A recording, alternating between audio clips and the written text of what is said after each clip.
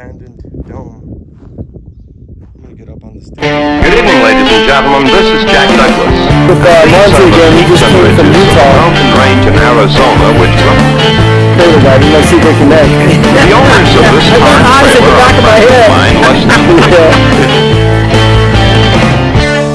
Thank you so much and good night, ladies and gentlemen, boys and girls. All right, guys, good morning. We're gonna be doing a short walk. I just want to give you guys a tour of this abandoned, let's see if I can focus on it, this abandoned dome structure that it's brand new, and before they could even get it up and running, the county basically shut them down, which is pretty sad. But let's go over there, let's take a walk, and I want to show you guys what what happens if you don't prepare, if you don't plan for worst case scenario, if you don't have a backup plan, plan B, plan C, even a plan D. This is why I like sticking to campers. If that would have happened with a camper, okay, well, you just move it out of the way, take it back home or sell it. But with structures like that, you can't really sell it. You can't really do that much, really.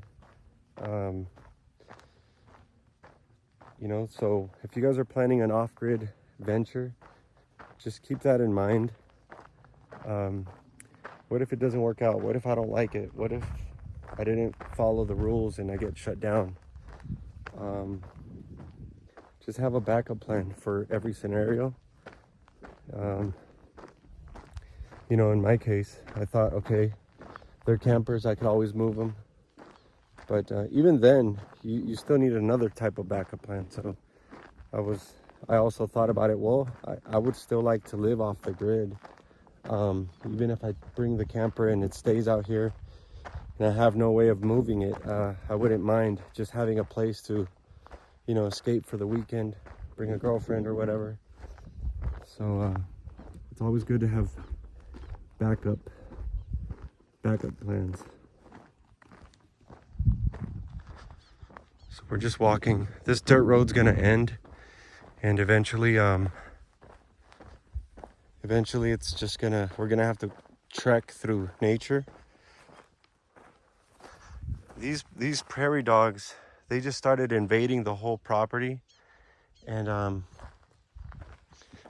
it's funny because you could hear them yelling, and once they see me walking outside, they think, you can hear them yelling to their friends like, hey, there's danger out here.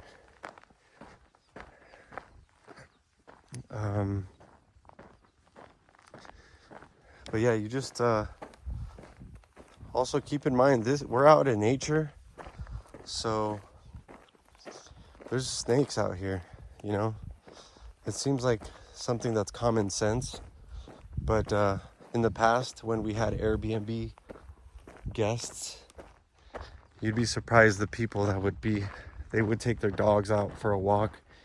Oh my God, there's snakes out here. My dog ran into 2 snakes.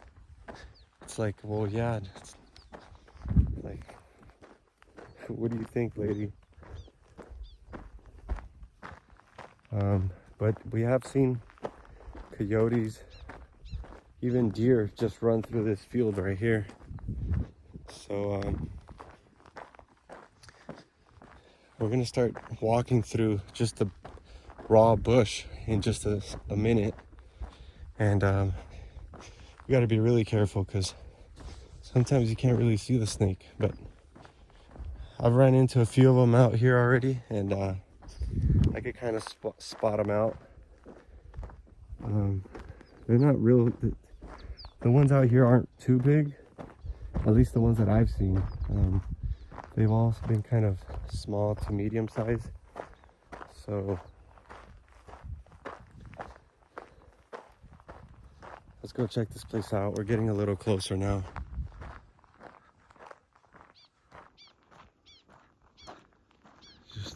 what not to do. It's a perfect example of a tragic tale in off-grid history. So all right, so we're at the end of the road, end of the dirt road here. So we're just gonna start walking through this raw brush. Let's see if we can make it over there.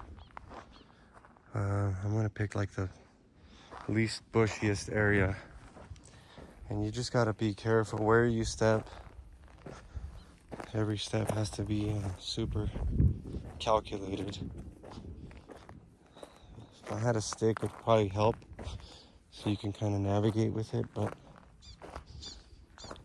and then sometimes just kind of stop, look around.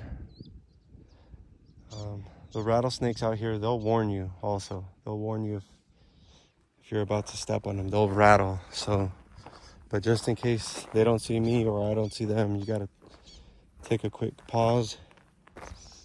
Just look out. Sometimes you'll see them just sitting out.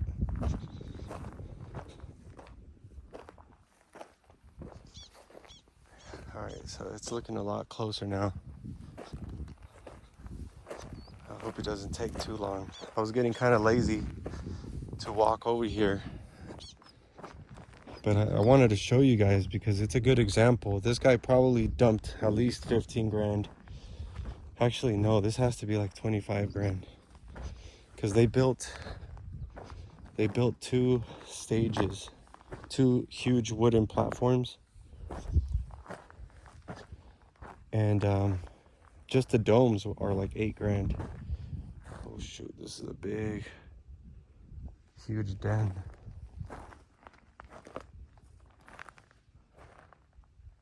It's a huge den right there. All right, I'm gonna take a little bit of a break from talking because you never know, we could run into like a snake den or something. All right. It's like an old mattress, an old comforter actually.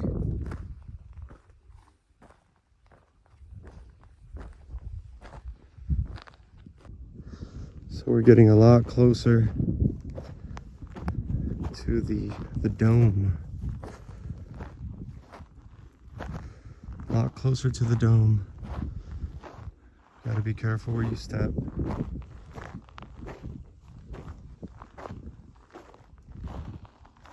Oh shoot, there's a bunch of dens out here. Look at all these holes. I'm not sure if it's prairie dogs or... I'm gonna go this way.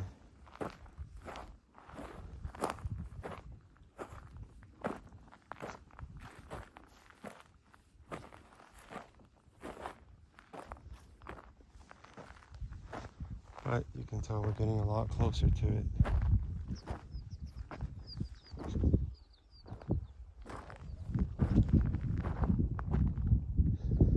There's all kinds of garbage. I'm not sure if the wind took it down, if the wind took that plastic down, but usually it has a plastic covering.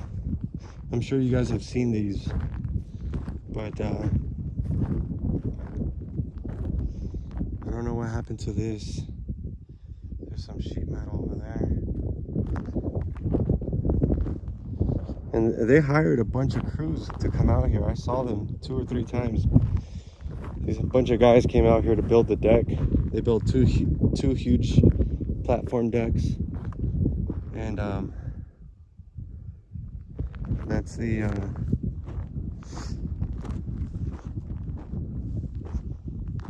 leftovers. That's a failed attempt at off-grid, either off-grid living or off-grid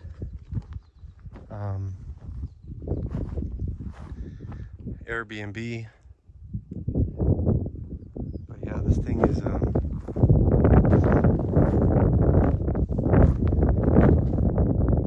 it was almost finished, but I think they got shut down right before they were actually able to start.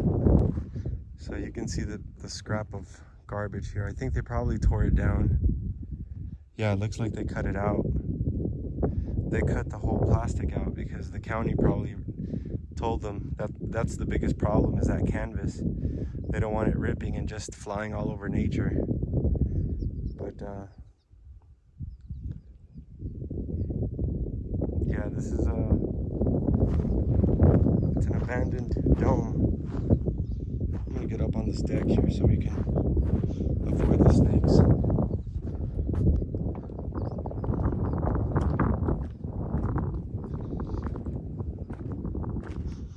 The deck is kind of falling apart too.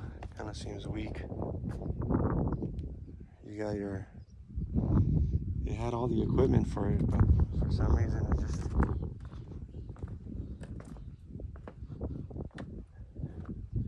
they were building out the bathroom. I guess that you build a little, oh, I guess that's the insulation for the dome. You got a shower in there and everything. Wow.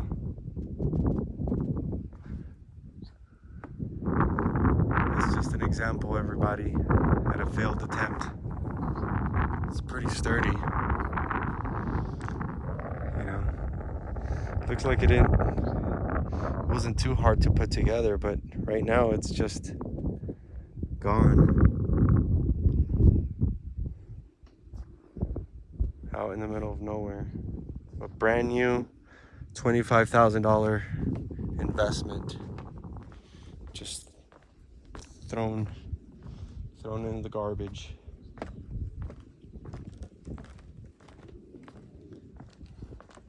What do you guys think?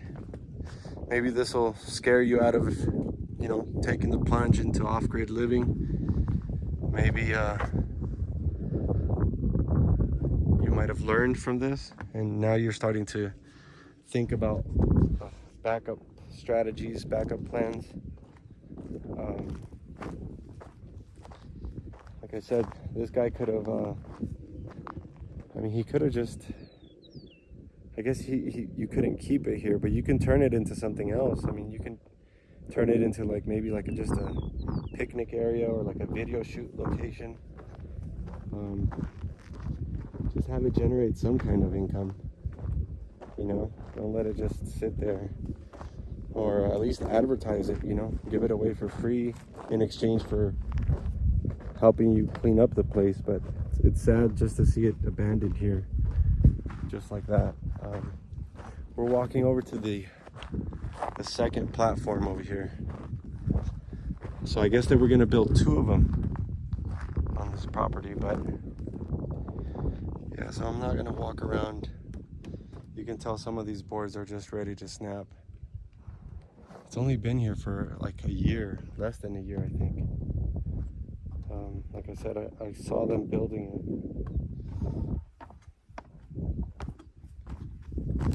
I saw them building it, and it just, it was just sad, you know. They put a lot of work. They came out here with generators, and the guy, whoever invested in this, they hired people out. So, you know, he could be, he probably invested closer to 30 or 35 grand. He probably even bought that other dome and was ready to install it, but I guess they just gave up. I'm not sure who these people are. I never met them.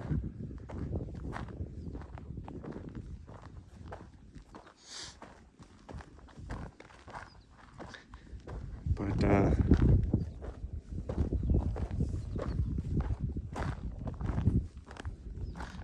yeah, that's the $30,000. That's a good way to spend $30,000, I guess.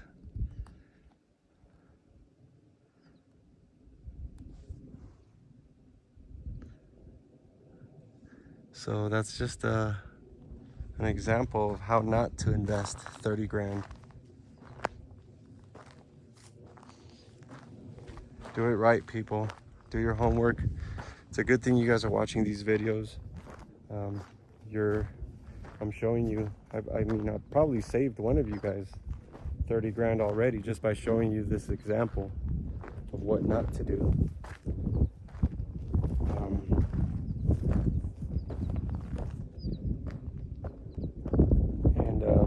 anybody else that's thinking about doing this, you know, there is a way to do it low cost on a budget. And there's also a way to do it if you have a little bit more money, but just be mindful. Hey, your investment could be stuck for a few months, a year, you know, 2 years. I was prepared to do that. So you guys just have to keep that in mind in case something doesn't go as expected. Be prepared to just hit a brick wall, you know, but there's always ways around it, especially if you guys planned, if you're prepared, if you planned ahead, worst case scenario, plan A, plan B, plan C.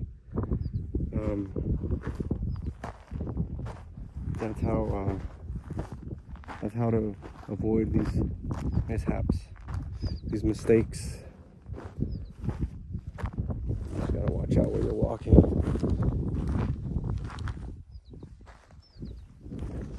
Gotta be really careful. There's not a lot of snakes, but I've probably, in the 3 years that I've been here on and off, I've probably seen like 3 of them, maybe 4 of them. All right, how do I get back? So, but you know, you never know what you're gonna find out here also. You could find an old Western gun, some loot, hid away by some bandits back in the 1800s. It's always cool just to come out here exploring. I'm gonna loop around that way a little bit just to see what else is there. You know, you might, who knows, you might find ancient artifacts from, you know, Native Americans.